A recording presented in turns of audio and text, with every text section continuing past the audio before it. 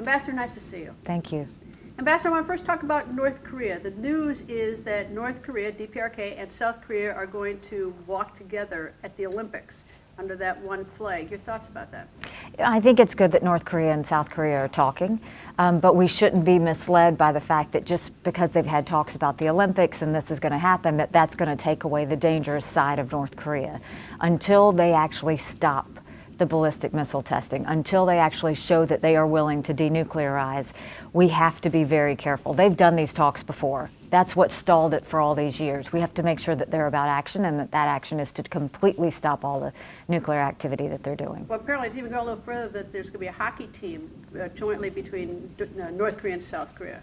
I think that's fine. I think if they want to do that, that's fine. But it doesn't stop the international pressure from everyone that is telling North Korea to stop. So, they can go and have those regional cooperation on that level, but at the end of the day, we still have nuclear missiles in North Korea that they continue to test and they continue to threaten the United States and the world with. And so we're going to keep that at the forefront. Do you think that this is sort of a divide and conquer, and this is sort of some motive behind Kim Jong-un, and it's not just that he has an interest in the Olympics and sort of unification of the peninsula, that there is some sort of message to the U.S.? I think this is a distraction. I think this is doing what North Korea has always done, which is when things get hot, start talking.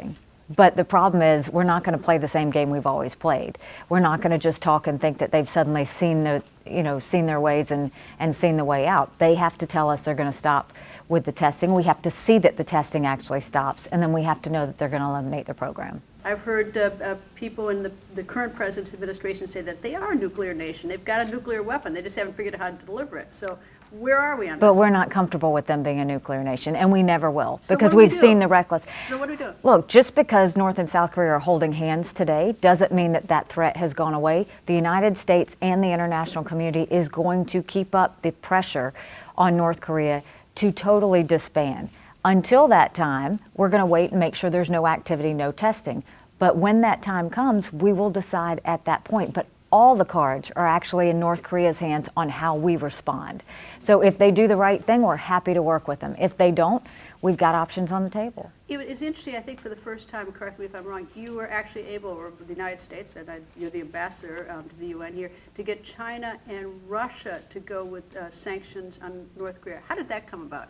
We've done 3 resolutions now, and I think it was the largest sanctions bill that had ever been on a country, and I think that what we had to do was show the threat and show that the threat was real, and then also show that the fact that North Korea would not be doing this ballistic missile testing if they didn't have the money to do it. They're not using revenue to feed their people. They're using the revenue to build the weapons to do these tests. And so what we said was we've got to cut off the revenue stream.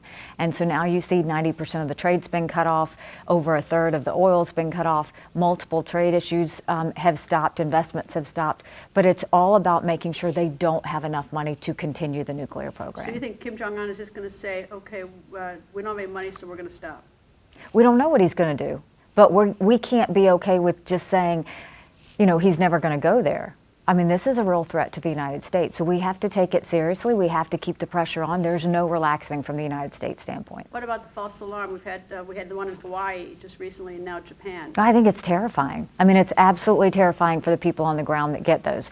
But I also think that the administration is going to do everything they can to make sure all of that is in place and working properly. And those are the things that we have to continue to check up on and continue to make sure they don't happen.